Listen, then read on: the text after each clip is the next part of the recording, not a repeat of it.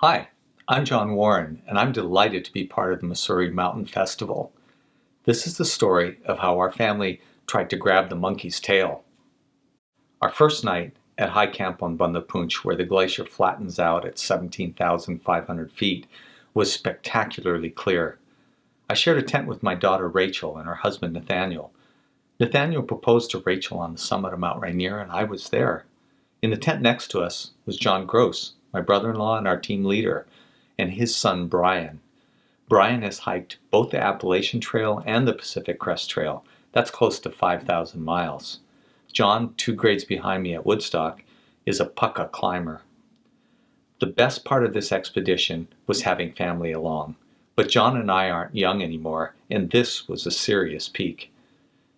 Fortunately, in the other tents were White Magic guide Sanjeev and his Sherpas, Tashi, Nima, and Shaker. Pankaj, our liaison officer, was with us as well. The next day, Sanjeev gathered us together, all serious, and gave us final summit instructions. He wanted us to head out before midnight. But as we lay down to get a few hours of sleep, a vicious storm blew in. It howled for hours, and I resigned myself to waiting another day in camp. I'd just fallen asleep when Sanjeev's headlamp flashed across the tent. The wind had stopped. If we left right away, we still might have time to make it. In the cold, we fumbled with our crampons and headlamps, roped up into 2 teams, and started up the final stage of the mountain. I was in a state of euphoria. I had been the whole trip.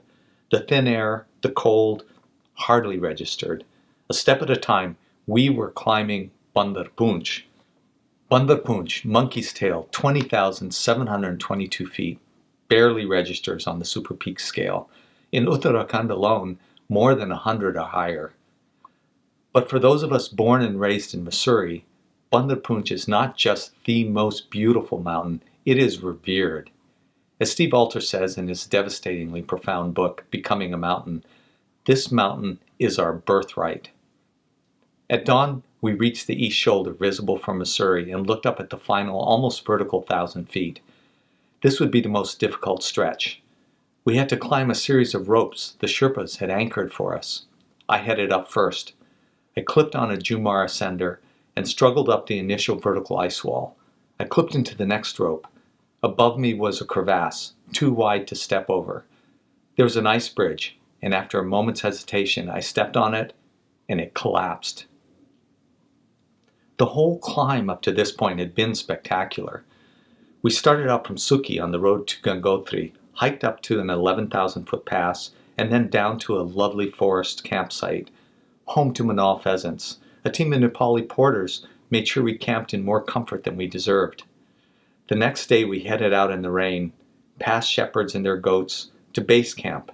Fresh snow covered the ground at 12,000 feet. Srikanta and the Gangotri peaks filled the horizon. Camp 1 was another 3,000 feet high above. This was our introduction to Himalayan climbing. Take the shortest route by rope, even if it's straight up.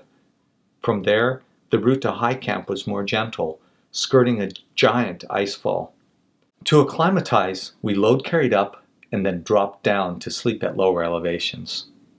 We spent a lot of time in the tents too, staying warm and playing endless card games. I was as happy as I've ever been.